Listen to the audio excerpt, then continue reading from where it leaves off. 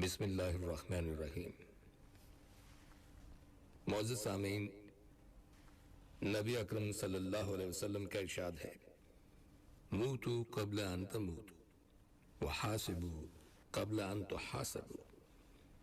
یہ ایک حدیث ہے جس کا لفظی ترجمہ یہ ہے کہ مرنے سے پہلے مرو اور قیامت کے روز جو حساب و کتاب ہونا ہے اس سے پہلے اپنا حساب اور اپنا جائزہ لو۔ جیسا کہ آپ جانتے ہیں کہ موت ضرور آنے والی ہے اور اس میں کوئی شک و شبہ نہیں، اور موت کے مسئلے میں آج تک کسی کا اختلاف نہیں ہوا اور نہ کسی نے اس کے آنے کا انکار کیا۔ انکار کرنے والوں نے نعوذ باللہ اللہ کے وجود کا انکار کر دیا کہ ہم اللہ کو نہیں مانتے، اور رسولوں کا انکار کر دیا مگر موت کا انکار نہیں کر سکے۔ ہر شخص یہ بات مانتا ہے کہ جو شخص اس دنیا میں آیا ہے وہ ایک نہ ایک دن ضرور موت کے منہ میں جائے گا، اور اس بات پر بھی سب کا اتفاق ہے کہ موت کا کوئی وقت مقرر نہیں۔ ہو سکتا ہے کہ ابھی موت آ جائے، 1 منٹ کے بعد آ جائے، 1 گھنٹے کے بعد آ جائے، 1 دن کے بعد آ جائے، 1 ہفتے کے بعد آ جائے، یا پھر 1 ماہ کے بعد یا 1 سال کے بعد آ جائے، کچھ کہا نہیں جا سکتا۔ آج سائنس کی تحقیقات کہاں سے کہاں بام عروج تک پہنچ گئی ہیں، لیکن سائنس یہ نہیں جانتی کہ کون سا انسان کب مرے گا۔ لہٰذا یہ یقینی بات ہے کہ موت ضرور آئے گی، اور یہ بات بھی یقینی ہے کہ موت کے وقت کا پتہ نہیں۔ اب اگر انسان غفلت کی حالت میں دنیا سے چلا جائے تو وہاں پہنچ کر اللہ جانے کیا حالات پیش آئیں۔ کہیں ایسا نہ ہو کہ وہاں جانے کے بعد اللہ کے غضب اور اس کے عذاب کا سامنا کرنا پڑے۔ اس لیے نبی اکرم صلی اللہ علیہ وسلم فرما رہے ہیں کہ اس حقیقی موت کے آنے سے پہلے مرو۔ کس طرح مرو؟ موت سے پہلے مرنے کا کیا مطلب ہے؟ علماء اکرام نے اس کے 2 مطلب بیان فرمائے ہیں۔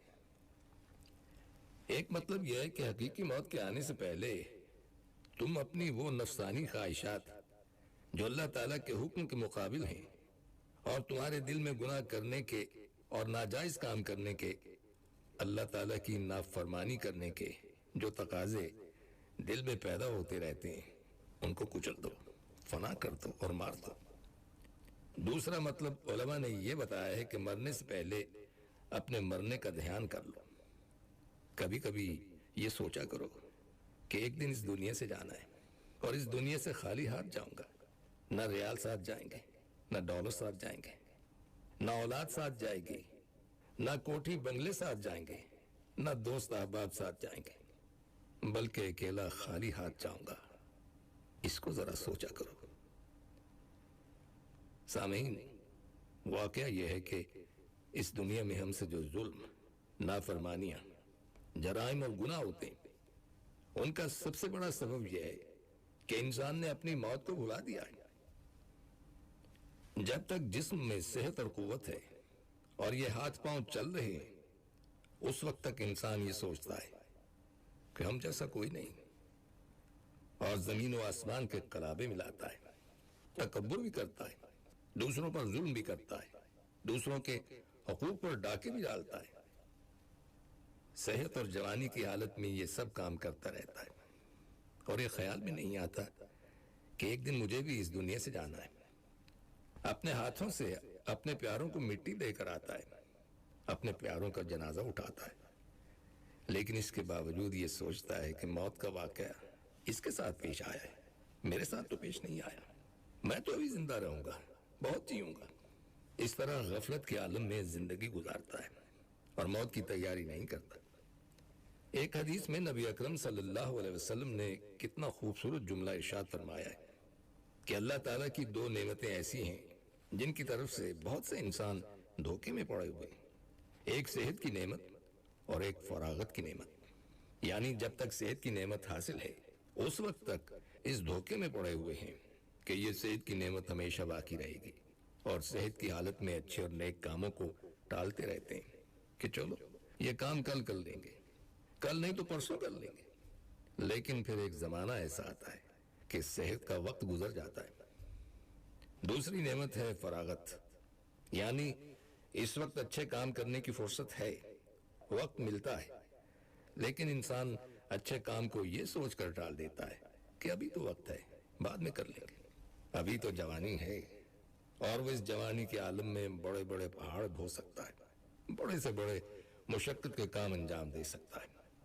اگر چاہے تو جوانی کے عالم میں خوب عبادت کر سکتا ہے، خدمت خلق کر سکتا ہے، اللہ تعالیٰ کو راضی کرنے کے لیے اپنے نامہ اعمال میں نیکیوں کا ڈھیر لگا سکتا ہے، لیکن دماغ میں یہ بات بیٹھی ہوئی ہے، ابھی تو میں جوان ہوں، ذرا زندگی کا مزہ لے لوں، عبادت کرنے اور نیک کام کرنے کے لیے بہت عمر پڑی ہے، بعد میں کر لوں گا۔ اس طرح وہ نیک کاموں کو ٹالتا رہتا ہے، یہاں تک کہ جوانی ڈھل جاتی ہے اور اس کو پتہ بھی نہیں چلتا، یہاں تک کہ صحت خراب ہو جاتی ہے اور اس کو پتہ نہیں چلتا۔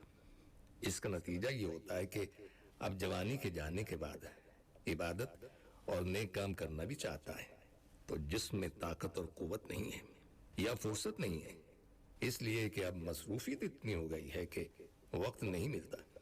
یہ سب باتیں اس لیے پیدا ہوئی کہ انسان موت سے غافل ہے، موت کا دھیان نہیں۔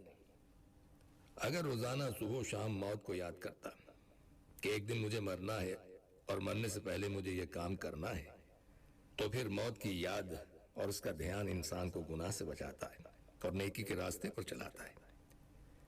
اس لیے نبی اکرم صلی اللہ علیہ وسلم یہ ارشاد فرما رہے ہیں کہ مرنے سے پہلے مرو۔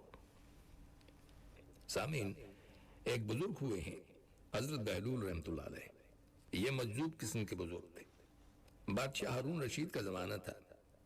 ہارون رشید ان سے ہنسی مذاق کیا کرتا تھا، اگرچہ وہ مجذوب تھے لیکن بڑی حکیمانہ باتیں کیا کرتے تھے۔ ہارون رشید نے اپنے درباریوں سے کہہ رکھا تھا کہ جب یہ میرے پاس ملاقات کے لیے آنا چاہیں تو ان کو آنے دیا جائے، ان کو روکا نہ جائے۔ چنانچہ جب ان کا دل چاہتا دربار میں پہنچ جاتے۔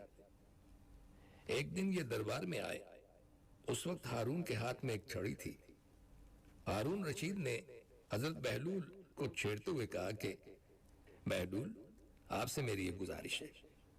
انہوں نے پوچھا کیا ہے؟ ہارون رشید نے کہا کہ میں آپ کو یہ چھڑی بطور امانت کے دیتا ہوں، اور دنیا کے اندر آپ کو اپنے سے زیادہ کوئی بے وقوف آدمی ملے اس کو یہ چھڑی میری جانب سے ہدیہ دے دینا۔ بہلول نے کہا بہت اچھا۔ یہ کہہ کر انہوں نے چھڑی رکھ لی۔ بادشاہ نے بطور مذاق کے چھیڑ چھاڑ کی تھی اور بتانا یہ مقصود تھا کہ دنیا میں تم سے زیادہ بے وقوف کوئی نہیں ہے۔ بہرحال بہلول وہ چھڑی لے کر چلے گئے۔ اس واقعے کو کئی سال گزر گئے۔ ایک روز بہلول کو یہ پتا چلا کہ ہارون رشید بہت سخت بیمار ہیں اور بستر سے لگے ہوئے اور علاج ہو رہا ہے، لیکن کوئی فائدہ نہیں ہو رہا۔ وہ بادشاہ کی عیادت کے لیے پہنچ گئے اور پوچھا کہ امیر المومنین کیا حال ہے؟ بادشاہ نے جواب دیا کہ حال کیا پوچھتے ہو، سفر درپیش ہے۔ بہلول نے پوچھا کہاں کا سفر درپیش ہے؟ بادشاہ نے جواب دیا کہ آخرت کا سفر درپیش ہے، دنیا سے اب جا رہا ہوں۔ بہلول نے سوال کیا کہ کتنے دن میں واپس آئیں گے؟ ہارون نے کہا کہ بھائی یہ آخرت کا سفر ہے، اس سے کوئی واپس نہیں آیا کرتا۔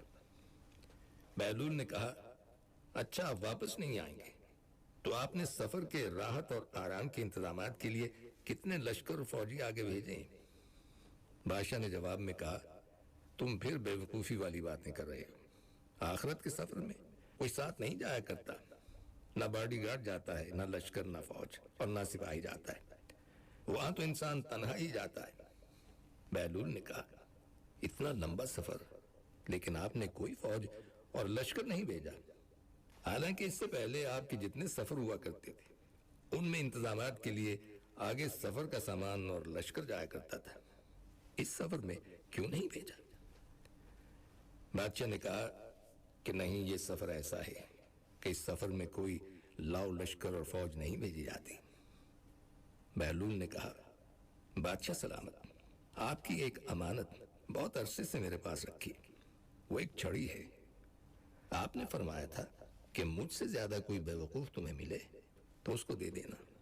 میں نے بہت تلاش کیا لیکن مجھے اپنے سے زیادہ بے وقوف آپ کے علاوہ کوئی نہیں ملا، اس لیے کہ میں یہ دیکھا کرتا تھا کہ اگر آپ کا چھوٹا سا بھی سفر ہوتا تھا تو مہینوں پہلے سے اس کی تیاری ہوا کرتی تھی، کھانے پینے کا سامان، خیمے، لاؤ لشکر، باڈی گارڈ، سب کچھ پہلے سے بھیجا جاتا تھا۔ اور اب یہ اتنا لمبا سفر جہاں سے واپس بھی نہیں آنا ہے، اس کے لیے کوئی تیاری نہیں ہے۔ آپ سے زیادہ دنیا میں کوئی بے وقوف نہیں ملا، لہذا آپ کی یہ امانت آپ کو واپس کرتا ہوں۔ یہ سن کر ہارون رشید رو پڑا اور کہا، بہلول، تم نے سچی بات کہی، ساری عمر ہم تم کو بے وقوف سمجھتے رہے، لیکن حقیقت یہ ہے کہ حکمت کی بات تم نہیں کہی۔ واقعتاً ہم نے اپنی عمر ضائع کر دی اور اس آخرت کے سفر کی کوئی تیاری نہیں کی۔ سامعین، در حقیقت حضرت بہلول رحمۃ اللہ علیہ نے جو بات کی وہ حدیثی کی بات ہے۔ اس حدیث میں نبی اکرم صلی اللہ علیہ وسلم نے ارشاد فرمایا کہ عقل مند کون ہوتا ہے؟